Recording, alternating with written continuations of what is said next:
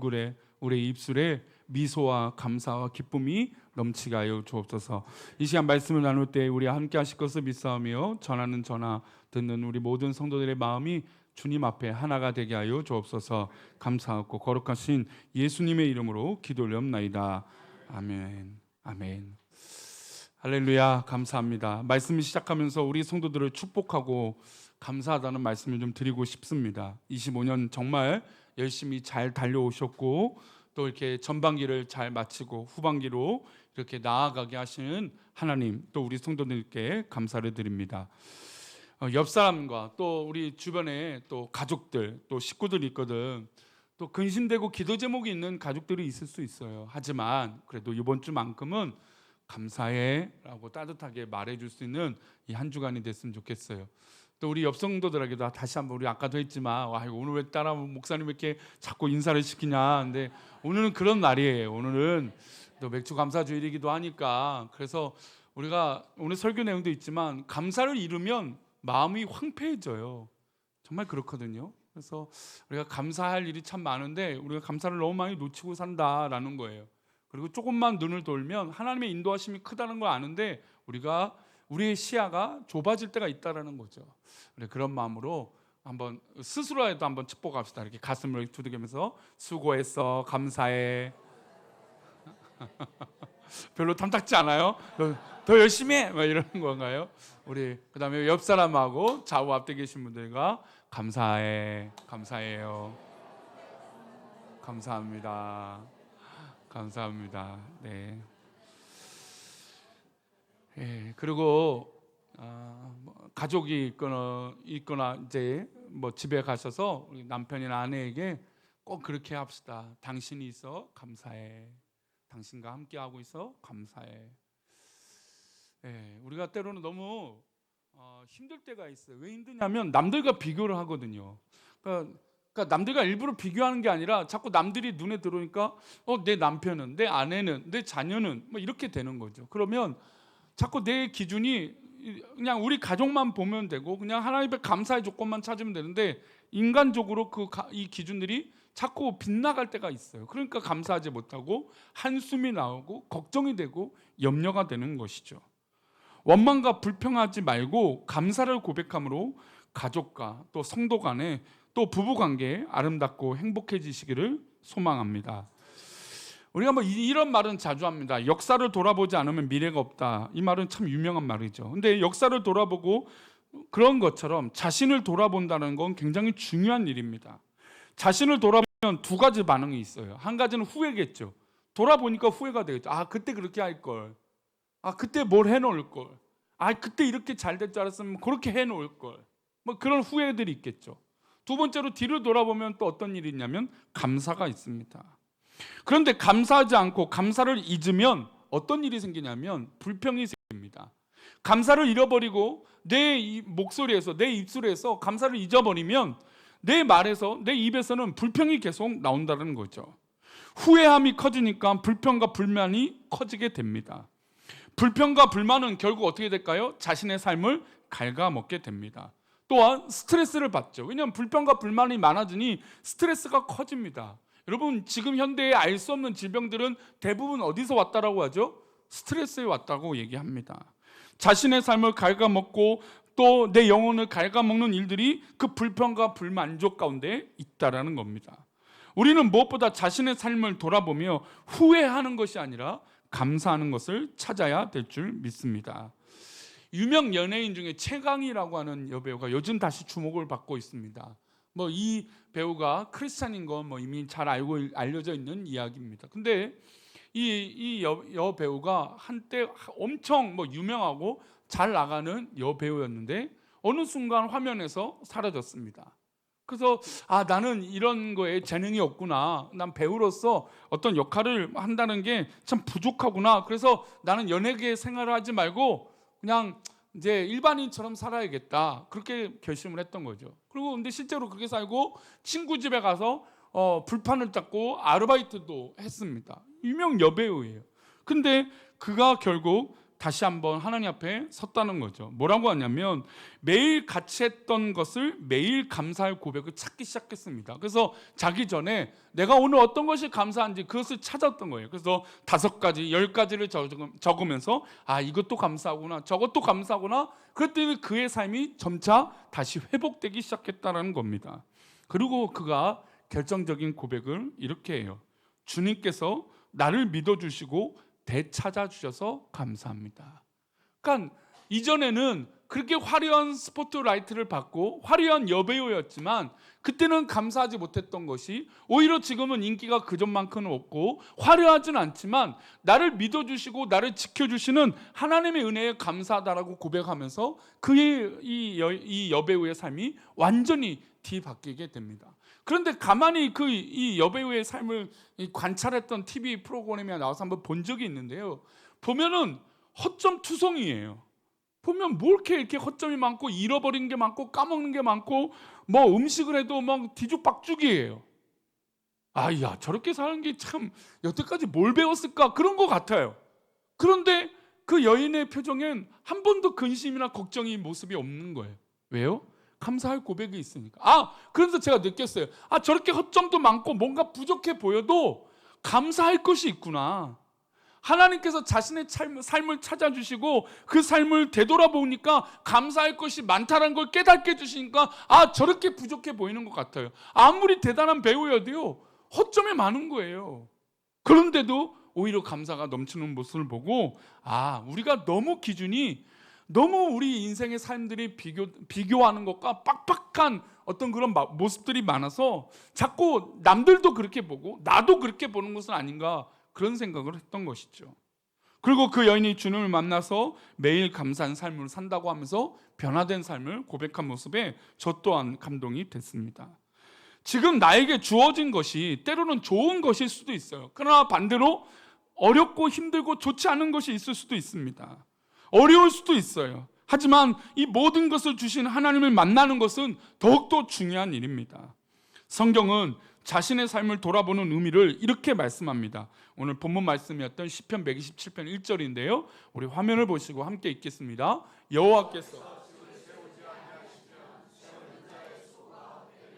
여호와께서 성을 지키지 아니하시면 파수꾼에 깨어 있음이 헛되도다. 우리는 노력을 합니다.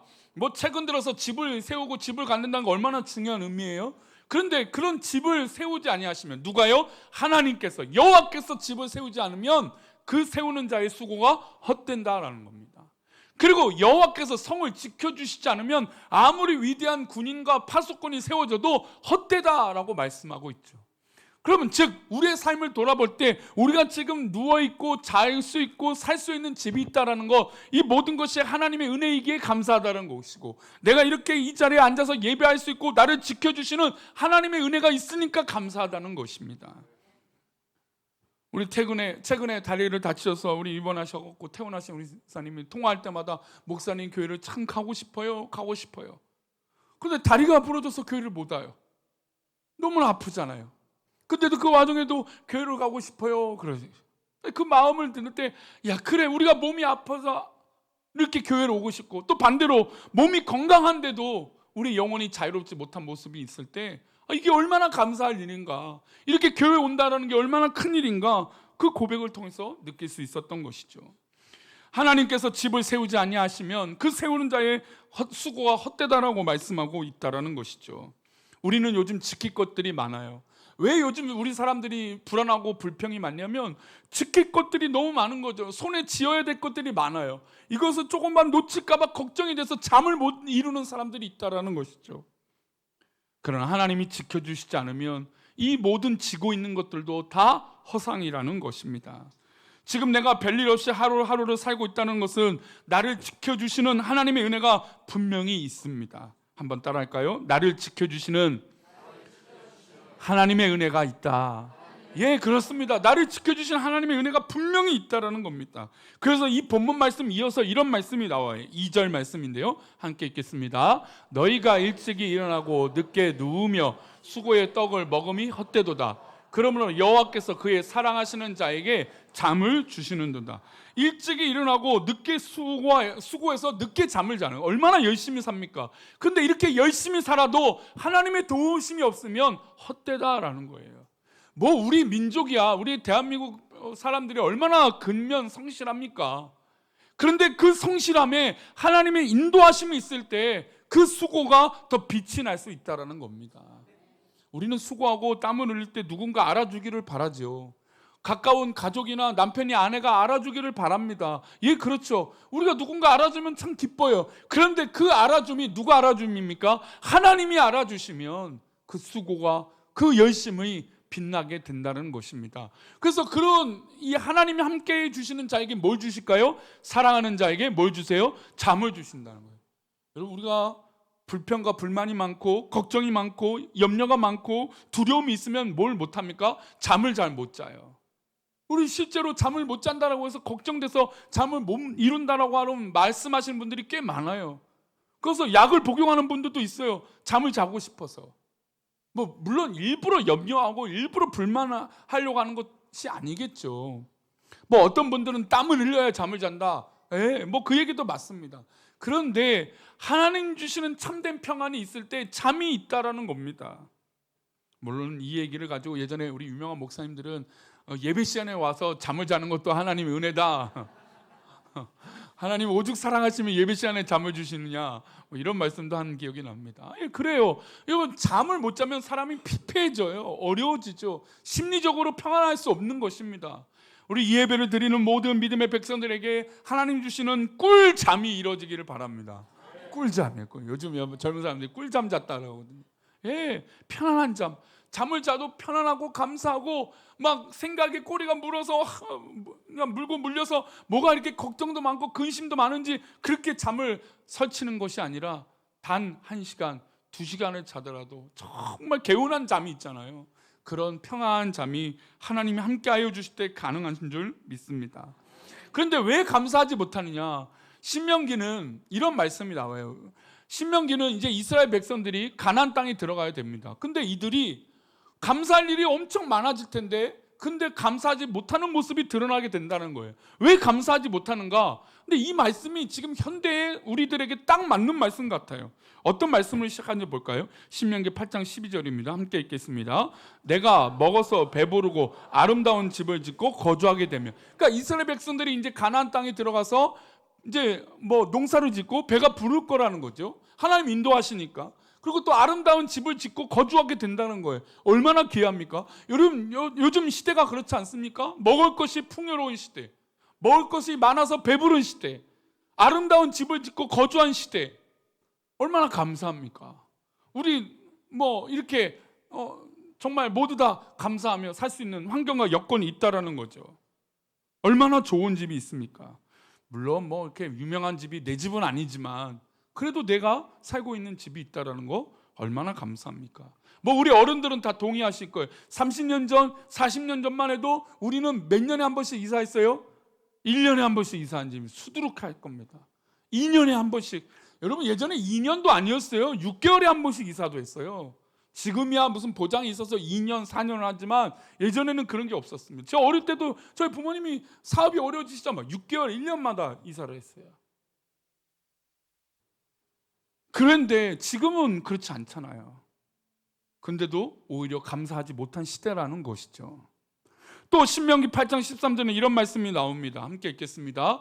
또 내 소와 양이 번성하며 내 은금이 중식되며 내 소유가 다 될 때, 그러니까 소유와 양이 번성하고 내 은금이 막 많아지고 물질이 많아지고 소유가 다 될 정도로 잘 될 거라는 거죠. 가나안 땅에 들어가는 이스라엘 백성들이 하나님 인도하심으로 그 약속의 성취를 받는 믿음의 백성들에게 하나님 채워주신다는 겁니다. 그런데 문제는 여기에 함정이 있다라는 거예요. 왜 감사하지 못하는가? 이렇게 좋을 일이 많은데 그냥 배가 부르고 아름다운 집도 있고 소와 양이 있고 은금이 있고 소유가 다 되고 어디 가고 싶을 때 갈 수 있는 이런 기쁨이 있는데,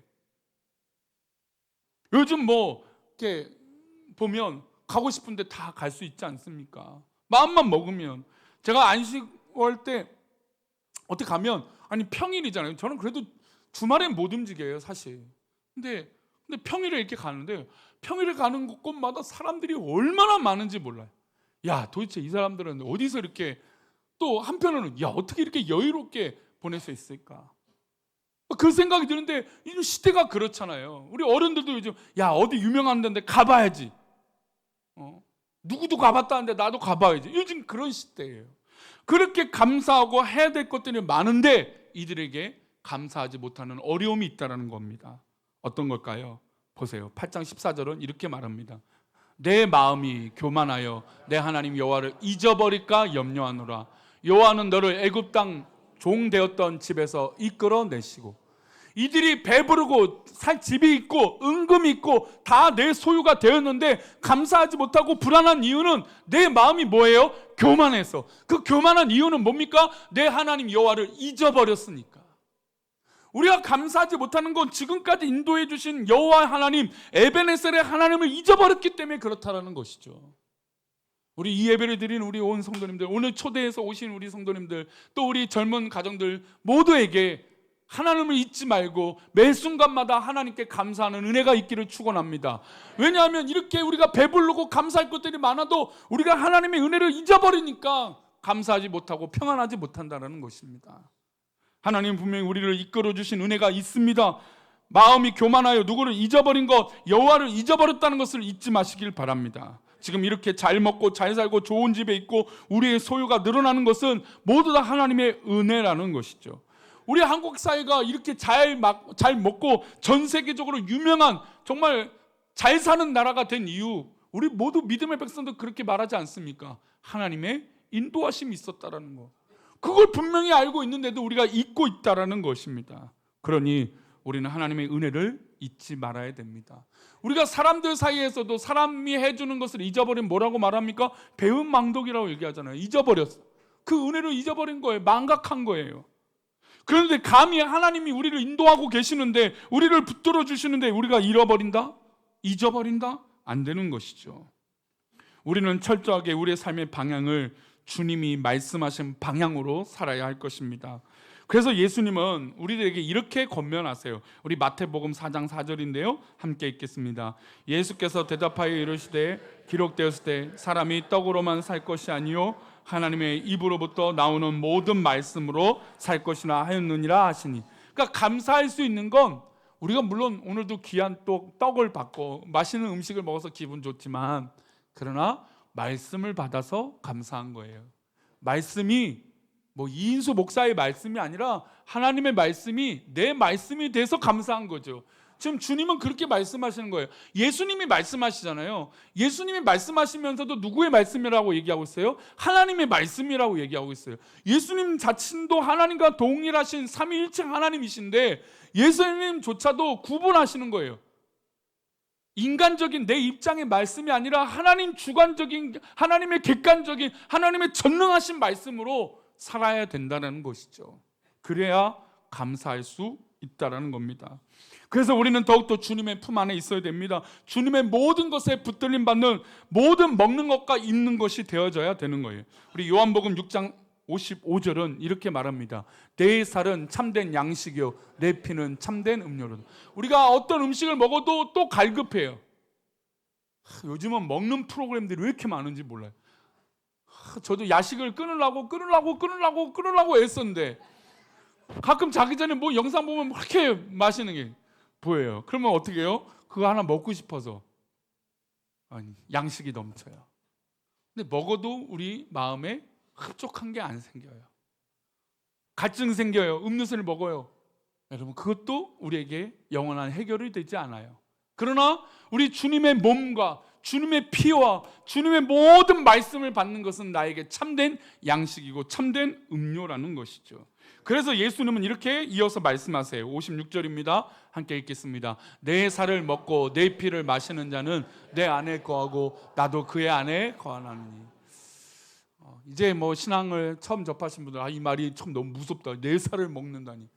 그게 아니라 우리 주님이 약속하신 그 은혜, 또 십자가에 달려 나를 위하여 죽으신 그 보혈의 은혜를 우리가 입는 것입니다. 그리고 그 십자가를 바라보고 나를 위하여 돌아가신 예수님을 믿는 것이죠. 그게 바로 예수님을 먹고 예수님의 피를 마시는 것입니다. 우리 이 예배를 드리는 우리 성도들 가운데 이 십자가의 은혜, 예수 그리스도의 은혜가 있어서 감사를 잊지 않고 또 감사가 넘치기를 축원합니다. 주님이 내 안에 계시면 우리가 불안한 이유가 있을까요? 자녀를 키우고 가정생활과 교회생활, 직장생활, 사업처 모든 것에서 주님이 함께 계시면 참된 평화와 감사가 넘치게 될 것입니다. 영원히 목마르지 않는 은혜가 있다라고 말씀하셨으니 그 은혜를 믿고 나아가면 되는 것이죠. 그래서 자신을 돌아본 감사는 어떤 영향력이 있을까요? 우리 시편 50편 23절은 이렇게 말합니다. 함께 읽겠습니다. 감사로 제사를 드리는 자가 나를 영화롭게 하나니 그의 행위를 옳게 하는 자에게 내가 하나님의 구원을 보이리라. 아멘. 감사는 예배를 드리게 되는 거예요. 감사는 하나님을 영화롭게 하는 거예요. 그러니까 감사한다는 건 하나님이 우리에게 많은 걸 바라시는 게 아니라 감사하는 걸 바라시는 거예요. 이 예배 시간에 하나님께 감사하며 구별할 때 하나님은 영화로움을 받으신다는 거예요. 우리가 감히 하나님을 어떻게 영화롭게 할 수 있겠습니까? 무엇으로 하나님을 채울 수 있겠습니까? 하나님을 채울 수 있는 게 없겠죠. 그런데 하나님을 영화롭게 하고 채울 수 있는 건 우리가 하나님께 감사할 때라는 것입니다. 그러니 오늘부터 우리도 한번 숙제를 해봅시다. 우리 주변 사람들에게 감사를 써보시고 또 내가 감사할 것들을 찾아서 적어봅시다. 오늘 칼럼에도 작성했지만 여러분 감사를 잊어버리면 내 영혼이 불평과 불만이 많아지는데 이게 결국 어떤 일이 벌어지냐면 자신이 병이 들어요. 나도 모르게 병이 들어요. 왜냐하면 감사가 없으면 내 삶이 병이 드는데 그걸 모른다는 거예요. 그래서 감사는 정말 놀라운 치료제라는 거예요. 그래서 어떤 걸 감사할까? 한 네 가지를 한번 유명한 말들을 좀 정리해 봤는데요. 첫 번째 한번 따라합시다. 살아있음을 감사하라. 예, 우리 살아있으면 얼마나 감사해요. 우리 여기서도요, 목사님 올해 저 어렵습니다. 근데 지금 이렇게 살아서 예배하신 분들이 몇 분 계세요. 얼마나 감사합니까? 지금 이렇게 앉아서 예배했다는 거 큰 은혜예요. 젊은 사람들이 살아있으면 모른다고요? 내가 지금 이렇게 건강하다는 거, 우리 어른들이 볼 때 그 건강한 젊음이 얼마나 큰 건데, 그죠? 우리 다 지금을 감사하기를 축원합니다. 또 두 번째 한번 따라합시다. 문제가 있는 것을 감사하라. 여러분, 세상에서 문제가 없는 곳이 딱 한 군데 있대요. 문제 없는 곳. 어딘지 아세요? 무덤이래요. 무덤에는 문제가 없대요. 무덤 안에는. 왜요? 죽은 사람에겐 그런 문제가 어떤 이유도 필요가 없으니까. 오히려 문제가 있다라는 건 내가 해결할 수 있고 내가 이것을 극복할 수 있고 헤쳐나갈 수 있는 은혜가 있다라는 것이죠. 세 번째 따라합시다. 감사할 일이 있을 때 즉시 감사하라. 예, 감사는 늦게 하는 게 아니에요. 지나서 하는 게 아니죠. 그때 감사한 거죠. 네 번째 한번 따라합시다. 사소한 일과 작은 일부터 감사하라. 여러분, 시간이 지나면 내 마음이 희미해져요. 그래서 큰 일이든 어떤 작은 일이든 사소한 일이든 감사하면 내 마음과 우리의 관계가 모든 면에서 참 기쁨이 있는 거예요. 여러분, 우리가 요즘 사회생활을 하다 보면 관계가 참 중요하잖아요. 어렵잖아요. 그런데 어떨 때 그 관계가 참 좋아지냐면 감사할 때예요. 감사할 때. 서로 감사할 때, 작은 것을 나눠도 그것을 진짜 감사하고, 아이고 감사합니다, 감사합니다. 그 감사할 때 서로의 관계가 풍요로워지고 아름다워지는 거예요. 여러분, 가족 관계 요즘 깨어지는 가정들이 있어요. 종종 보입니다. 근데 보면 감사하지 않아서 깨어지는 것을 볼 때가 많아요. 형제끼리 재산 때문에 싸우고, 뭐 때문에 싸우다가 그 감사, 그 기쁨을 잃어버리니까 관계가 깨어져요. 여러분, 우리가 인생을 살다 보면 그래서 깨어진 관계들이 많지 않습니까? 그러니 오늘 말씀 기억하면서 감사를 잊지 말고 즉시 감사할 수 있는 우리 모두가 되시기를 축원합니다. 예, 우리 이 시간 원래는 일어나야 되지만 우리 앉아서 우리 행복이라는 찬양 다시 한번 하시고 우리 기도하고 예배를 마치도록 하겠습니다.